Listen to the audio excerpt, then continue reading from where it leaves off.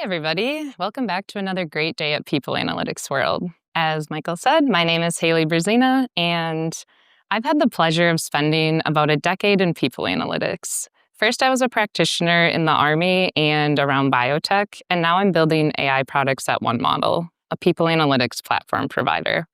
So I've gotten to see both sides of things, leading teams trying to explain why the numbers are changing and building the systems that generate and help you analyze those numbers. So here's what I've learned. The hardest part of AI isn't getting the technology right, though that, as we all know, is not always easy. The real challenge is getting people to trust it. Which brings us to today's topic. AI readiness isn't a tech strategy, it's a trust strategy. Before we dive in, I want to make a few promises to you today. First, this talk isn't about shopping for flashy AI tools. Instead, we're going to talk about how to build the foundation of data that those flashy AI tools can eventually sit on. And second, no buzzwords or no overcomplicated explanations that I think make me sound smart. I'm going to try to keep this at a level that we can all enjoy and understand. But if I happen to slip into leveraging enterprise AI or digital transformations, then please softly boo me to rein me back in. I promise I'll come back. And here's a quick honesty test that ties to why trust matters in this space. So you guys trust me to be an informed people analytics and AI professional and give you guys something to think about today. But if I told you I let ChatGPT write this whole talk for me this morning and I didn't have the expertise or even the desire to check it over, I hope you guys would all leave. Because we've all seen AI-generated content that feels a bit soulless. These tools can be really great wordsmiths, but they're not experts. They can make us more efficient, but we really can't be blindly outsourcing our decision-making and our important tasks to them. So that's the baseline. We're going to talk about plain language, shared understanding, and trust first. So let's get to the big idea. ChatGPT, Copilot, insert your favorite large language model. I don't want to leave Claude out. I know there's some fans here. As technology, they're very impressive. But us as a people analytics community using them naively is not. Anybody here can spend $20 on a monthly subscription. That's not what's going to set organizations apart. What matters is building these tools on trusted data, using them for tasks they're actually good at, fitting them to people analytics and your specific organization, and keeping a human with expertise in the loop always. That's why that honesty test matters. A polished tool without an expert behind it doesn't inspire confidence. It just sounds good, and that's not enough when we're talking about people decisions. What really separates leaders is trusted process at scale. So here's the plan for today. I want to leave you with a 30-day framework for making practical moves toward trusted AI. But first, we're going to build a foundation. So I'll start by defining readiness. Then we'll look at where trust breaks, what large language models are bad at, that a trust structure that you can apply. Then I'll get to that 30-day action plan that I just mentioned. And then we're going to end where this is all headed, from chat to orchestration, so that the importance of getting this right can really sink in. So if readiness isn't a shopping list of tools, what is it in this context? Readiness is the ability to make repeatable, auditable people decisions with data that's explainable and responsibly managed before, during, and after AI is applied. I know that's a bit heavy. Don't boo me yet. We're going to break it down. That means if you use AI, you don't just get one good answer once. You can explain where that answer came from, how it was generated or transformed, and you can defend it if a regulator or an employee asks. It's about always being able to replicate your answers and prove your decisions tomorrow, next quarter, or 2 years from now. But why does this all matter? Well, we all know that untrusted data never drives action. Imagine you're trying to recommend strategies to retain new hires, but the meeting never actually gets to your ideas. Instead, it keeps getting stuck on the data. Leaders are poking at your sources, definitions, calculations, asking, how did we do this last time? If you can't defend the basic data foundation, you don't get to your recommendations, and that was the whole point. If the leaders don't believe the numbers and logic, they're never going to trust it or use it. And unfortunately, even though we all want to believe that AI is magic, AI doesn't magically fix foundation issues. In fact, it makes them worse because it scales them. It amplifies whatever patterns and gaps are already there, and it really proliferates through the whole system. But people analytics needs to be the bridge between data, policy, and AI in practice. We can't be spectators here and just hope that a fancy tool gets placed in our lap, because we know the context, what definitions mean, what measures are defensible, and where the data breaks. IT can give us infrastructure, vendors can give us as many tools as we're willing to buy, but without PA translating between systems, policies, and decisions, you don't really have readiness. And here's a quick test. If your CFO asks you, how did this number change, and you can't show where it came from or what logic touched it, you're not yet ready for AI to amplify that number along with that confusion across your organization. We need to fix that before we let AI use it, because AI doesn't politely keep a bad number in one place. It repeats it in emails, in dashboards, in workflows, everywhere. And then suddenly your whole org is acting on a metric that nobody can explain. That's readiness in action or in failure. So here's the refrain we'll keep coming back to: trust before tools. Now let's talk about the CHRO reality. We've defined what readiness means, but most organizations aren't starting from a clean slate. We found 5 common fracture points where trust in people data tends to break. First, we have data lineage. Lineage is all about traceability. Leaders want to know where a number came from and why it moved. If attrition is 6% today and 10% next week, the CHRO is going to get asked why. If the team can't trace a path from the source system through the calculations, the conversation stalls. Even if the data is right, without a clear lineage path, it isn't defensible. Next, we have data quality. Quality is about accuracy. CHROs told us that they often feel one error away from losing the room. We've all been there. A duplicate record, totals that don't reconcile, but it's not only about single errors. It's about consistency across systems and time. If the HRIS says one thing and payroll says another, no one knows which number to believe, but in my experience, they usually go with payroll. That uncertainty makes them hesitate, and hesitation kills momentum.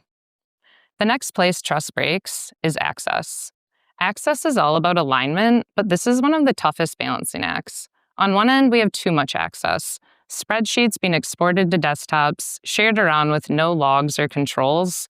The CHRO is left exposed because they can't say who's working from the right data or if it's even current. On the other end, too little access. Leaders who just need a basic number to make a decision, but they're stuck waiting, and by the time they get it, the moment has passed. Next, we have bias. Bias is about fairness and shows up in the history we use and the metrics we choose. We can't change the past decisions that were biased, but we need to know they exist because they live on in the data.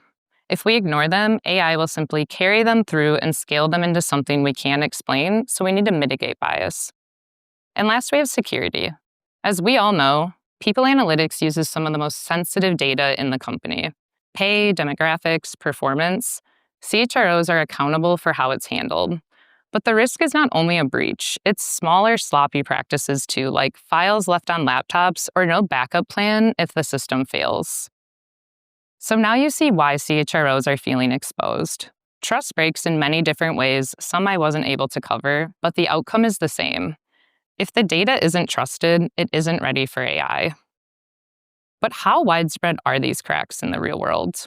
One model surveyed CHROs and paired it with Microsoft research to help us figure that out. And what we found probably won't surprise you. Like most things, AI readiness isn't binary, it's a spectrum. On one end, you've got organizations where the data environment is still developing. Reports take real work to validate. Leaders spend more time debating whether the number is right than about strategy. Confidence in the foundation just isn't there yet. On the other end, processes are more mature. Orgs can trace lineage, they can reconcile numbers across systems, and they can explain metrics in plain language. That confidence shifts the conversation from, can we trust this, to, cool, okay, what should we do with it now? We talk to CHROs across this spectrum, and to put faces to those ends, let me introduce Carl and Lori. First, we have Carl, a manufacturing CHRO. He told us that his confidence is quite low.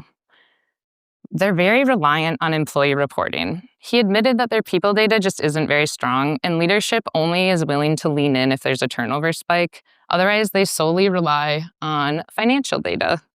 That's the fragile side. The effort to get a number makes it hard to focus on what it means. On the other end, we have Lori, a SaaS CHRO. She said, "It's the first place I look," meaning she trusts her people data enough to start decisions there. She gets daily turnover reports straight out of Workday, and she knows her definitions will hold up under executive scrutiny. That gives her the freedom to focus on strategy. That's the more trusted side. It's not perfect, but it's defensible. How many people here think their CHRO or equivalent would say that they feel highly confident about their people data? Okay. You say equivalent, is that mean that Sure. Here are some quick stats from this research to illustrate where orgs are on this spectrum. It looks like it's pretty low in this room. We found that 33% of CHROs feel highly confident in people data like attrition. We also found that they're only somewhat prepared to defend their metrics. Together, these are pretty sharp indicators that at least 2/3 of organizations aren't ready for AI to be using their people data. We also found that confidence rises with real-time access, but many still don't have it. And when leaders have to wait for reports, they can't act in the moment or trust that the data is current. But most stark, we found that only 59% of people analytics professionals have company-sponsored access to AI tools, meaning their organization formally approved the AI tools they use.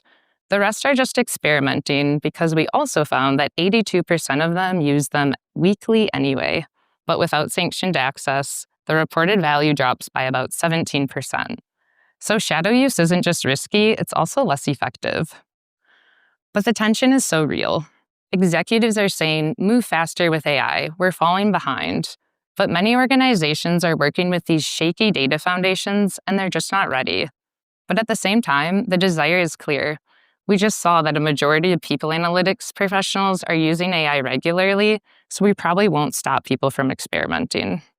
That's why sponsored use matters. It's safer, more impactful, and it can be fit to people analytics and your strategy.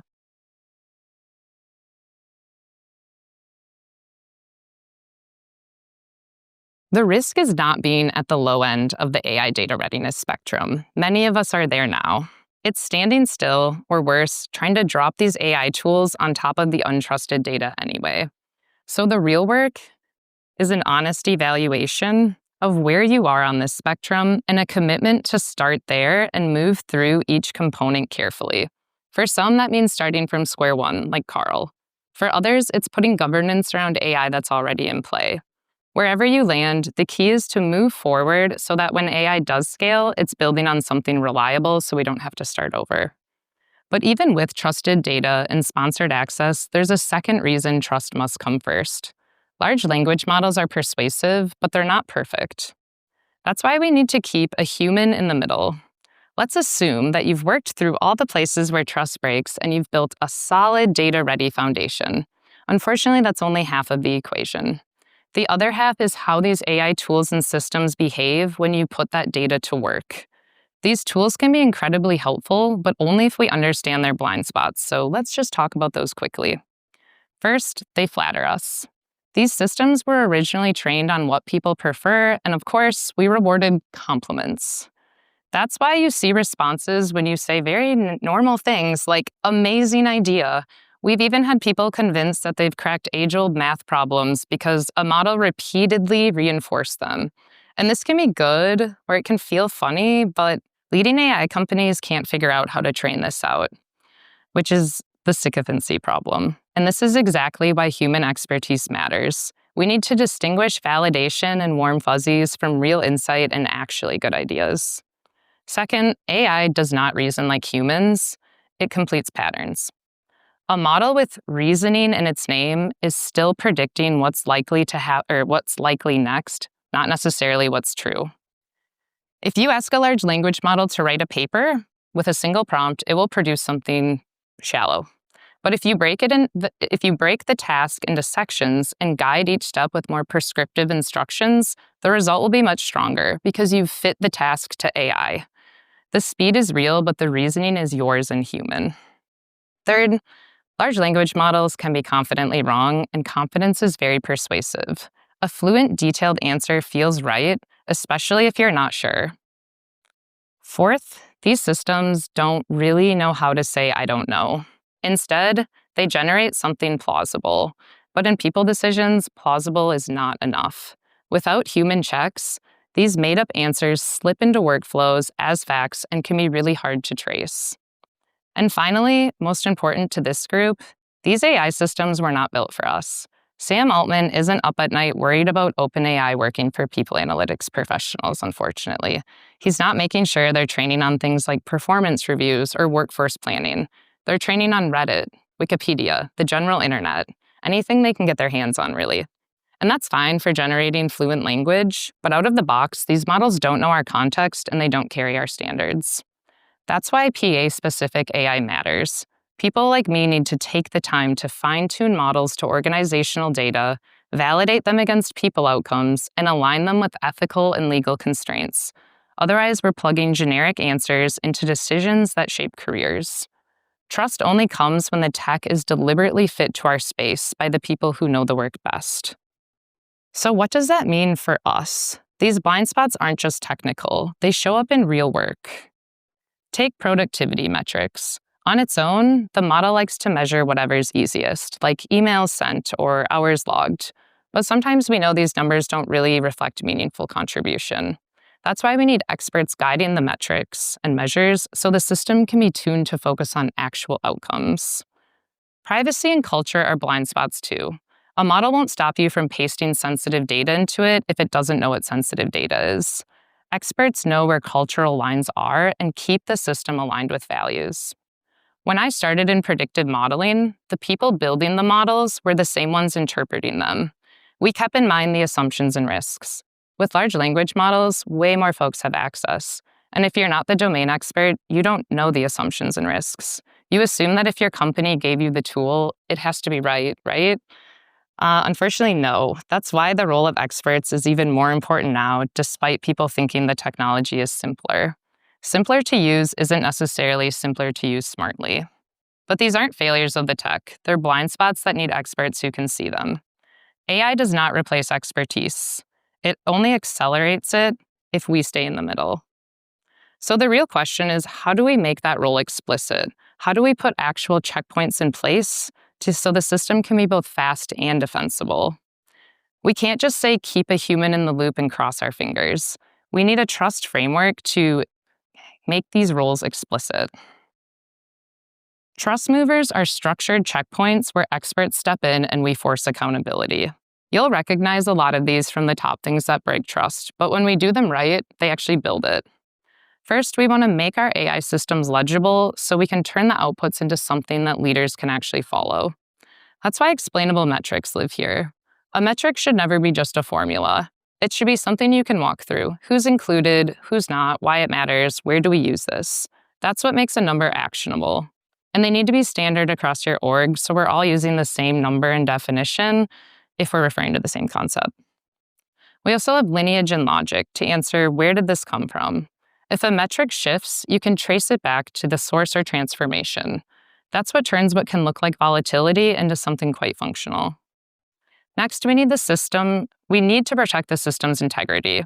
This is about catching problems before they reach our decision makers, so quality checks sit here.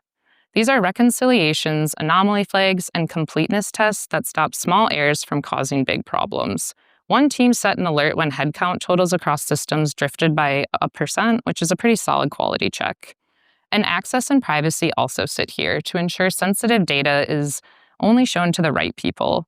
That balance supports compliance and makes employees comfortable with us using their data. Next, we need to hold these AI systems accountable. That's why bias checks do the heavy lifting here. These are the deliberate audits where you ask who benefits and who is left behind. For example, one org found that its internal mobility model consistently underranked employees returning from parental leave.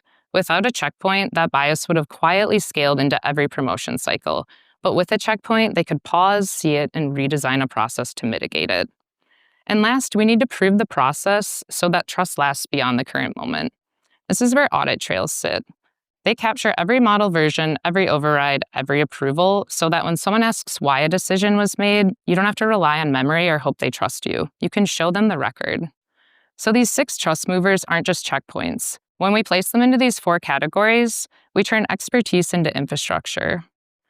This is how we move from trust us to here's how trust is built in. But infrastructure only works if it runs on something reliable. That's where standards come in. It's important to see standards as fuel, not handcuffs. I'll be honest, standards will slow you down at first, but that's the point. We can't afford to rush. Standards force you to pause, document, and test, which is not wasted time. It's what makes the eventual speed and efficiency that AI gives you sustainable. So we should lean into these standards that we have and use them to move responsibly. The first standard I'll highlight is NIST, the National Institute of Standards and Tech, which gives you 4 functions to act on. People are often scared of standards because they can be written a bit technically, so we can break this down a bit. Govern means setting ownership and accountability. Map means understanding the systems and flows involved. Measure means tracking outcomes and performance. And manage means responding and improving as you go. And then we have ISO 42001, the first global AI management standard, and it pairs really nicely with NIST because it gives you the receipts. It asks for artifacts you can point to, policies, roles, records, monitoring, and improvement. In other words, proof that your safeguards from NIST are real and defensible. But here's the catch. These frameworks are voluntary, not law, at least for now. So you can't assume that every vendor is following them. So we need practical ways to look for signals into how they operate so we can hold them accountable and shop smartly. First, I'll go over some green flags that show safeguards are real and operating. These include things like explainable outputs and training data, security and privacy certs like SOC 2 that prove that these controls are tested, not just promised on paper, structured human escalation points where people review and sign off, and then we have, most importantly, employee-focused outcomes, where success is judged by fairness and impact on people, not just efficiency or speed. Over here, we've got the red flags, the warning signs that the basics aren't quite in place. So these are things like vague data use or retention, lack of performance testing or rushed rollouts that skip those safeguards, and testing in the name of speed. And of course, we always need to beware of the black box, where they can't tell you how it works or how it's trained. They like to hide this behind saying, it's way too complicated for you guys to understand, so just trust us, or worse, it's proprietary. This is a major red flag. Green flags show you a vendor is serious about trust. Red flags tell you they're cutting corners and moving too fast. But People Analytics isn't a tech startup in Silicon Valley, so we don't have the luxury of moving fast and breaking things, because the things we break are people. So instead of trying to fix or build everything at once, I invite you to start with something you can make real in the next 30 days. One decision done well to begin the journey toward trusted AI. This is the framework we've been building to. Instead of staying at the lofty level of principles, it gives you a way to start with one scenario, prove it works, and then carry those learnings forward into the next one. So first, we're going to pick an AI in the loop decision. Let's say you're piloting AI to flag promotion or employees ready for promotion. Start small. Document the glossary. What counts as readiness? How are we weighting performance and tenure? Then you're going to attach caveats. Does lateral experience count? Define human checkpoints like managers must review the flagged list. The signal of success is leaders trusting the shortlist enough to want more. Second, turn on guardrails and logging. Instead of managers pasting resumes into unsanctioned tools, move to a sponsored workflow that logs prompts, versions, and overrides. That way, when someone asks why someone was excluded, we can explain the exact reasoning. Provide training scenarios like, what if performance reviews are missing, so we know when to escalate. Success looks like shadow use going down while sponsored transparent use grows. And third, you're going to run a red team drill for the LLM. This means we're going to stress test it with the trickiest cases, someone returning from parental leave or groups historically under-promoted. We're going to track where the model fails or hallucinates or shows bias, and then we're going to use those misses to add more guardrails and training. The signal of success is fewer errors and recommendations you feel confident standing behind. So start with one decision, get it right, and then carry the same approach elsewhere to things like recruiting or pay equity. Trust grows step by step and decision by decision, not just dropping a massive tool on at once. That's how we fit AI to people analytics, not throw AI at people analytics. Now we're going to get to where this is all headed. So the term AI, I think we've all noticed it's used a little loosely. To some, it means ChatGPT. To others, it means machine learning. But when tailored and grounded in trusted data, it can be a much broader system of intelligence, coordination, and orchestration. Right now, most of what we see in AI and people analytics are single task answers. You ask a question like, what's our head count? And you get a response. That's manageable because mistakes are usually relatively obvious. If it says -12, you know something went wrong pretty quickly, and you probably know where to look to fix it. But the shift to orchestration is coming, and it's coming fast. Instead of single answers, AI will be running entire workflows that are cross-functional across HR, finance, legal, everywhere. So imagine that promotion readiness workflow again. Pulling performance data, flagging candidates, drafting manager summaries, and even scheduling calibration meetings. That's no longer one answer you can double check. It's a chain of steps where an early error gets multiplied across the process. Those mistakes are much harder to spot and much more costly if and when you do. And the risks with this shift grow. AI will make decisions even if it shouldn't. This is inevitable. Remember, they don't like saying, I don't know. The difference between a chatbot giving the wrong PTO balance and a promotion system quietly overlooking parents is massive. One is an annoyance in the grand scheme of things, the other could change someone's whole career trajectory. And bad inputs don't just stay local. They replicate at machine speed across the org into things like pay, performance, or retention outcomes in ways that outpace our human ability to correct them. We truly cannot comprehend the magnitude of this yet. And unlike advertising or commerce, we're not talking about clicks or purchases here. Our stakes are wholly human. These are jobs, paychecks, and trust in leadership. That's why mistakes in people analytics land harder than anywhere else. And this isn't intended to scare you. It's to help you get ready for what's coming, and in some cases already here. And that's why the groundwork we've been talking about matters so much. We need to build trust in our data foundation before the stakes get higher. Thank you for coming and leaning into such an important conversation. If there's one idea I hope you guys carry forward with you, it's that AI readiness is a trust strategy. If your data readiness isn't quite where it needs to be, but your leaders are telling you to move faster, or you want to get ahead before the stakes get higher, as we shift into orchestration, I'd love for you to come see me at the One Model booth. This is exactly what we've been thinking about and building for over 10 years. We work with orgs every day to make their people data trusted, defensible, and ready for AI. And we meet you where you are. So thank you again, and I hope to see you at the booth.